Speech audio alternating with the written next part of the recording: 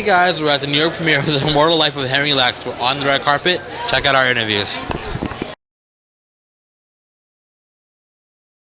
Tell me what about this project attracted you to come do it? It's an incredible story. It's an incredible story. I hadn't read the book, but I knew the story. And I knew about Henrietta Lacks and the contribution that she made to society.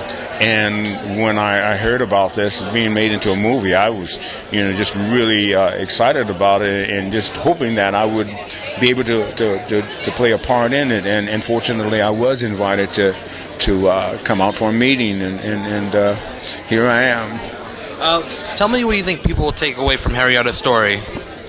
Well, the biggest thing they'll take away from it is her contribution to mankind. I think that's the biggest thing they'll come out of here, and who is responsible for some of the biggest medical breakthroughs in history. Using her genes, she still lives. Well, it's two things. You taking advantage of the opportunities that come your way and creating opportunities. I do both. But what I want to make sure is whatever I do, it has integrity, that it shows our people as whole people, not fragments. Right. And so this is a piece of American history that we all need to know the contributions that we made as a people to the well-being of all of us is a very important thing. It's rarely told, our stories. No. They're very important. And when just now coming around telling a little bit, a fraction of our story. Here I come. Yeah. We've been telling them a while, but we tell them in increments. We need to tell them in rushes. I got involved. I don't know how I got involved. I got an email one day from George C. Wolfe that says, "You need to play Henrietta Lacks in my film, and have you read the book? Astonishing." And I was like, my God, George C. Wolfe wants to work with me. Yes. Amazing. And no, I haven't read the book. I'm going to read it right now. Please do.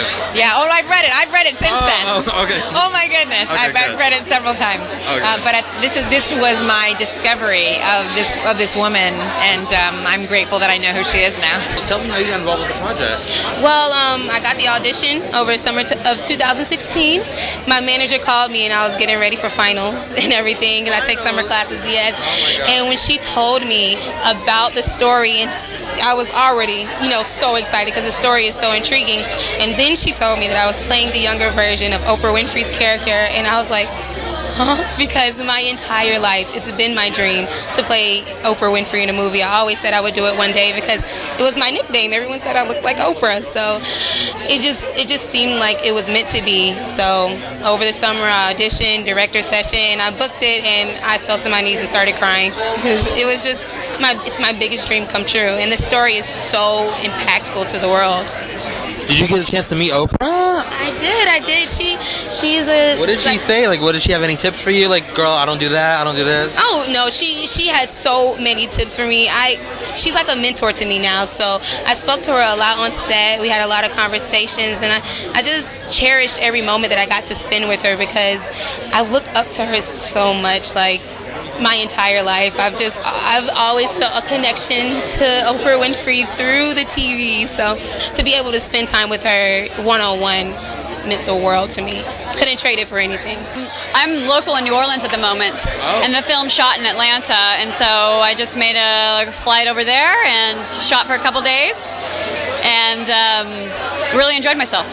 Once you knew Oprah was involved, was there an immediate level of oh my God, I got to bring my A game because it's Oprah? Oh, for sure. I was telling someone else before, there's not a whole lot that I knew about the story beforehand, and I think it's probably better that I didn't because it would have made me more nervous. But after doing it, realizing how huge the story was and how big it was going to be for the nation to hear about it, I mean, that's super exciting.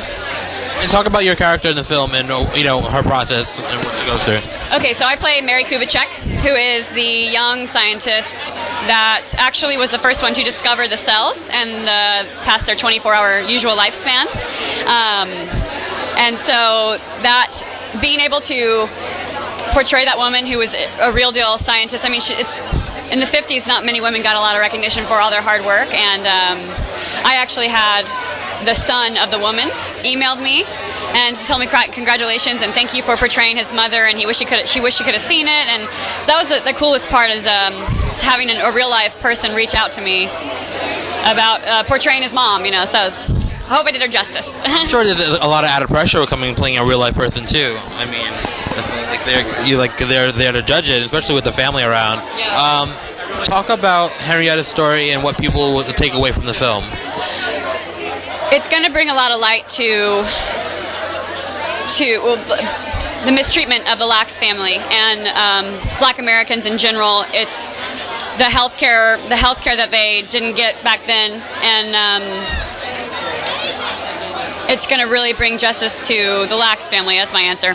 I feel like I look amazing. That doesn't happen very often. It doesn't. You got to feel it inside and outside. That's right. So I'm so grateful. Tell me about how you got involved with this amazing project and what was it like? I mean, it's Oprah! I got a phone call on a Friday saying, Lisa, George C. Wolfe has asked to see a few people. I don't even know if he asked. Maybe the casting director said, there are 3 or 4 people that I'd like you to see. And he agreed to do it on a Sunday. And so I was so happy that I wasn't away for the weekend, or because we don't have auditions on Sundays. That doesn't happen. Yeah, we like the rest. Right. Yeah. I walked in there on a Sunday, and I sat in the room with him. Okay. And he asked me to read something. Now, if you've seen the film, my character doesn't talk at all. No, I've seen it. Yeah. So I had to read another character's words, and I did.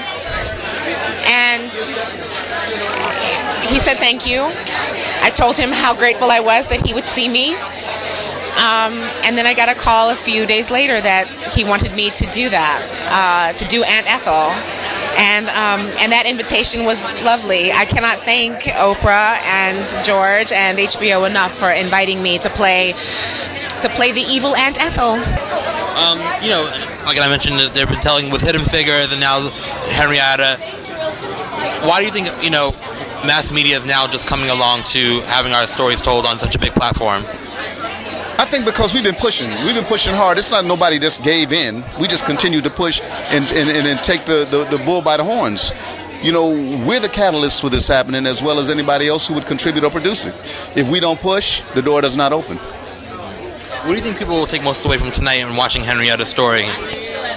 Basically, it's simple, man. The value of African American people and people of color, and it's the way that we have changed in the most positive ways, the well-being of all of us. And what do you think we can do to continue to have that wave of change and have our stories more told? What should we be doing to push this forward? Finance them. Finance. We need to take charge of our stories, not wait for somebody else's permission to do so. They don't tell our history.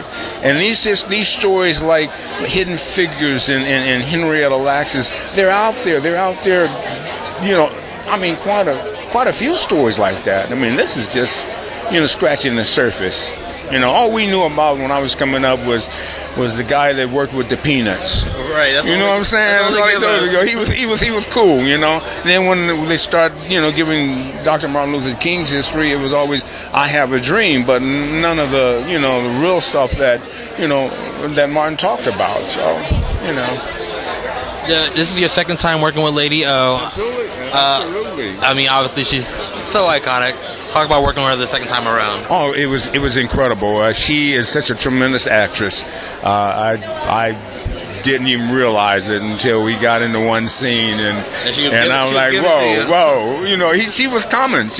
George had to prepare me for it. Oh. He said he called me in early. He called me on. He said, John. He said, listen now.